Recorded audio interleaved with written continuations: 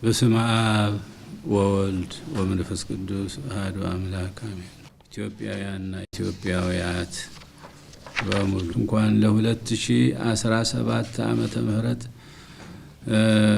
በዓለ ትንሣኤው በሰላም አደረሳችሁ። ዘር ሳይኖር ፍሬ እንደማይገኝ ሁሉ ሕይወታዊ ትንሣኤ ያለ ሃይማኖትና ስነ ምግባር ሊገኝ አይችልም።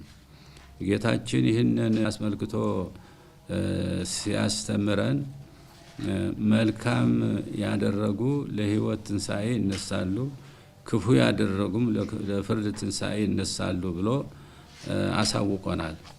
ከዚህ አኳያ ለሁሉም ኢትዮጵያውያን ወገኖቻችን የምንማጸነው እባካችሁ እኛ ራሳችን በራሳችን ሸምጋይና ተሸምጋይ ሆነን ችግራችንን ለመፍታት በብርቱ እንስራ። መሳሪያ አንስታችሁ እርስ በርሳችሁ በመገዳደል የምትገኙ ወገኖቻችን እባካችሁ ቆም ብላችሁ ሰላማዊ መፍትሄ በማስቀመጥ ለአንድነቷና ለእድገቷ አጥብቃችሁ ጥረት አድርጉ።